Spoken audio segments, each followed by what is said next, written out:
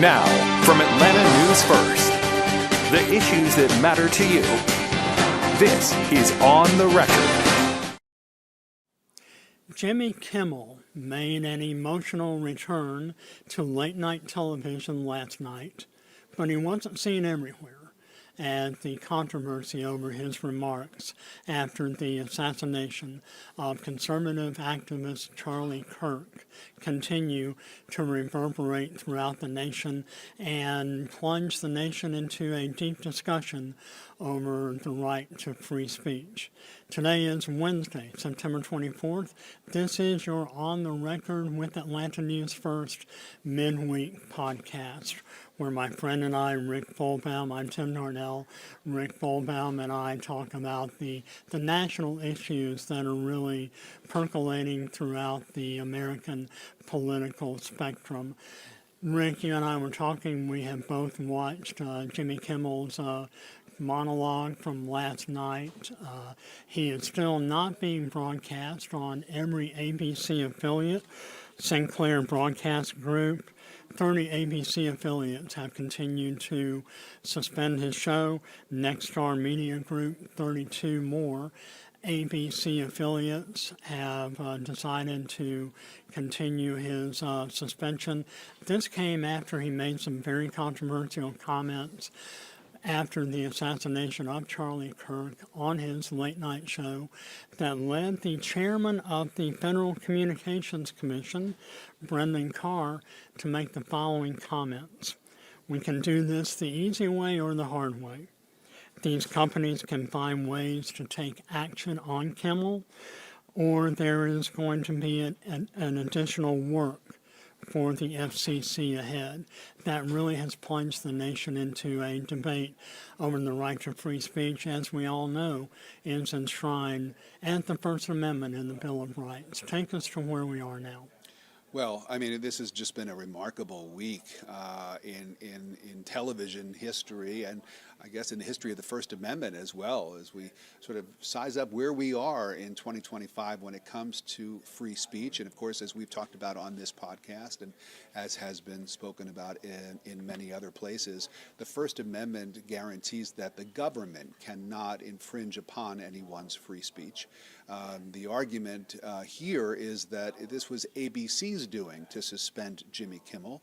ABC, as a private company, of course, does have the ability to censor or to silence speech as it sees fit. That is not protected by the Constitution, just government interference.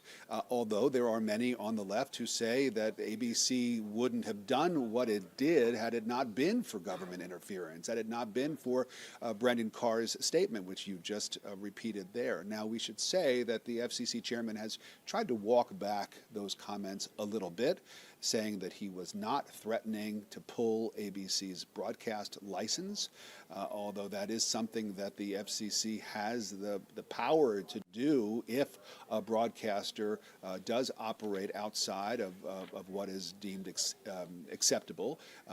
The false broadcast of news, for example, knowingly broadcasting false news is one of the things that could potentially lead to a broadcaster having a license pulled. But this was not a newscast. This was a comedian. This is a satirist who you may agree with, you may not agree with, but I think that over the last week we've seen a very interesting a gathering of support for Jimmy Kimmel and the idea of free speech from people across the political spectrum, and some of whom I'm sure are not fans of the show, maybe never seen Jimmy Kimmel live. He does tend to go after President Trump in his comics, in his jokes and his monologues.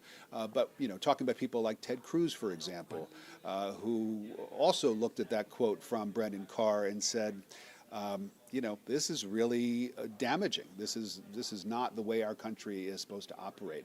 A lot of other Republicans and some in the middle, Joe Rogan, a very popular podcaster, recently weighing in on this as well in support of Jimmy Kimmel. And so last night he made his return to the public airwaves, as you said, not across the entire country because of those two station groups that are continuing to keep his show off the air on the stations that they own. But he did make his return, and he did offer, I think, a very heartfelt message. First of all, reiterating his condolences to the Kirk family, which he says he never intended to upset. He reminded viewers and the country that he was actually one of the first people right out of the gates after that horrific assassination to go on social media and to offer his condolences to Charlie Kirk and to Charlie Kirk's family, his wife and two children. And he said he stands by that. But he also defended his right to free speech. And it was a very, I think, a very effective way, a lot of people will find, not everybody, a lot of effective way of answering some of his critics and getting back on the airwaves. And how all of this plays out, I guess, is between ABC and its stations is really sort of the next chapter in all of this. Will those station groups, and these are private companies that own TV stations in various markets around the country, how and when they decide to allow the Kimmel Show back on the air. There's even some talk today that ABC is considering pulling the signal that airs Monday Night Football, which is NFL football, which is one of the biggest ratings draws in the country. That they would prevent these stations that are refusing to air Jimmy Kimmel by sort of punishing them by not allowing them to broadcast NFL football. So it seems like we haven't heard the last of that. We also have to mention that we've heard from President Trump now, who has come out in light of ABC's announcement that Kimmel was back on the air, saying that he is now looking at the possibility of suing ABC. He didn't say specifically for the comments that Jimmy Kimmel made, but he did talk about the fact that Jimmy Kimmel goes on the air every night and blasts the Trump administration, and he called that basically, perhaps in his view, illegal campaign contributions to the Democratic National Committee. And so whether he follows through with that lawsuit remains to be seen, but we certainly know that this is a president and an administration who has not shied away from suing broadcasters and other media entities, including CBS, famously, which agreed to a settlement of $16 million they gave the president for something that they did, an edit job that they did on a 60 Minutes piece with Kamala Harris. And also the New York Times, which is currently in litigation with President Trump over reports that it has run in its paper, too. So we'll see. This is not done yet, but Jimmy Kimmel is back on the air, and for people who believe in freedom of speech and the First Amendment in this country, I think it's something that a lot of people are celebrating this morning. You know, it's interesting you mentioned the bipartisan support that Kimmel has received, and you mentioned U.S. Senator Ted Cruz. Some of the other comments I saw are from conservative broadcasters such as Will Cain, who is very well known on Fox News, several others, Clay Travis, host of the Buck and Clay Show, or Clay and Buck Show. I probably don't have the correct title, but they are the two gentlemen who are now hosting the noon to 3 a.m. broadcast slot that was formerly held by Rush Limbaugh, who passed away several years ago. But let's take a look at the historical angle.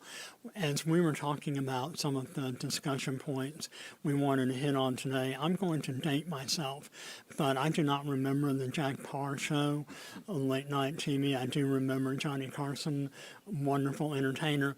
But I saw a quote from Carson earlier this week that was obviously historical in nature, but he really expressed his discomfort with the fact of entertainers, late-night entertainers, comedians, satirists, not necessarily satirists, but more along the lines of comedians and entertainment talk show hosts that he was, king of late-night TV for more than 3 decades, really not feeling that it is the place of late-night entertainers to offer political commentary, and yet here we are in today's environment.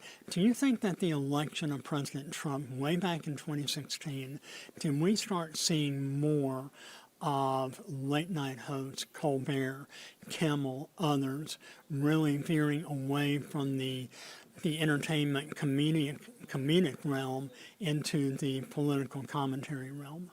I don't think so. I mean, if you want to date yourself with Johnny Carson references, I'll bring up the name Bob Hope. Here is a comedian, one of the most famous comedians in the country during his day, and he has long since died, but during his day, Bob Hope would have his specials that would run on national television where he would make jokes about presidents, both Democrat and Republican.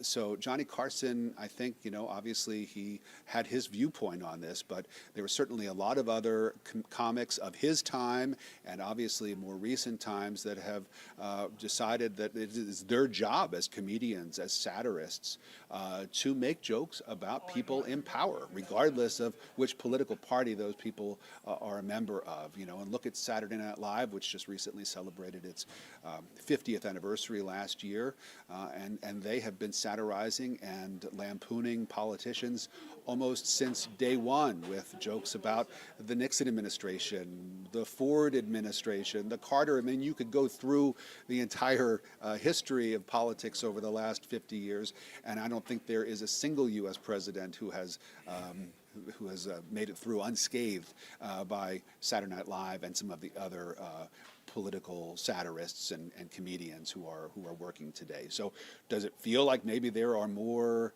comedians who are going after Trump these days? Well, he's in office, and it kind of goes with the territory. It does, and those are issues that we're going to continue to follow as Jimmy Kimmel has returned to late night TV. This is your midweek On the Record with Atlanta News First podcast, where we also have to mention the outstanding On the Record with Atlanta News First show that airs every Sunday morning at 11 a.m., hosted by my friend and colleague here, Rick Folbaum, and also our outstanding political reporter, Doug Reardon. Rick, some of the topics on this week's show, we have an exclusive interview with Georgia Secretary of State Brad Raffensperger, who came by the station yesterday. We're going to be airing that interview and the full interview as a podcast for the On the Record podcast, going online later today, we believe, and also airing portions of that interview Sunday. The other topic that we're looking at and that we'll be talking about at length on Sunday, I imagine, and you can enlighten us, but we had a very special election runoff last night in State Senate District 21, where Republican Jason Dickerson has held on to a seat formerly held by now U.S. Treasurer Brandon Beach. This was a state legislative runoff seat that got a lot of attention from national Democrats, and the fact that because Democrat Deborah Shigley finished first in last month's general special election runoff, or special election. Last night there was a runoff where Shigley was not able to continue her forward Democratic momentum. That's right, and I think that basically what we've learned from last night's results is that Shigley won sort of that crowded field because it was so crowded with Republicans, and that when it came down to one Democrat versus one Republican, there really wasn't much of a contest at all, with the Republican winning that seat, that district seat, pretty handedly over Deborah Shigley, keeping that seat in Republican hands. So we will be talking about that. We'll also be talking, of course, about Brad Raffensperger, who famously made a name for himself nationally, and I would say globally, for famously standing up to President Trump back in 2020, when the president, who was running for re-election at the time, wanted and asked Raffensperger as Secretary of State to, quote, find him the number of votes that he needed in order to overturn his election loss here in Georgia. Raffensperger stood up to President Trump and told him that the information he was getting about election fraud was incorrect, and that no, he would not be making any changes to the vote tally. He is now, sort of using his experience as Secretary of State as a springboard as he runs now for the governor, for the Republican nomination. And it sets up a very interesting dynamic on the Republican side that I know I'm very interested in watching, Tim, and I'm sure you are too, and that is whether it's going to be a MAGA Republican, a pro-Trump Republican who has clearly stood with President Trump every step of the way, who wins the Republican nomination for the governor's race here in Georgia, or whether somebody like Brad Raffensperger could conceivably step forward. And I would put Chris Carr in this little window as well, as somebody who has not necessarily been lockstep with President Trump, who considers themselves proud Republicans and supporters of the president, but who have deviated from him from time to time. Whether somebody with that on their resume could actually go forward and win a Republican primary here in Georgia.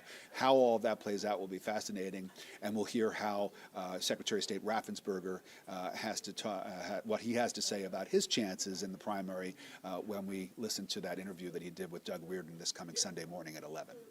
And that's just one of the topics that you will hear this coming Sunday at 11 a.m. on Atlanta News First with On the Record with Atlanta News First. Reminder, you can watch all of our podcasts, including this podcast, on YouTube. Your response to our weekly On the Record national political podcast has been outstanding on YouTube. We're very thankful and grateful to all of you who are watching us on YouTube, as well as those of you who are listening to On the Record with Atlanta News First on your favorite podcasting platform or wherever you listen to your podcast. For Rick Volbaum, I'm Tim Darnell. Thanks for watching and listening to this midweek edition of On the Record with Atlanta News First. Thank you for watching A&F Plus. For more breaking news, live coverage, and your community stories, download the Atlanta News First app.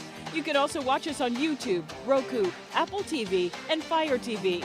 To join the conversation on YouTube Live, visit our channel and hit subscribe. You can also listen to the Atlanta News First podcast by searching Atlanta News First on your preferred listening platform.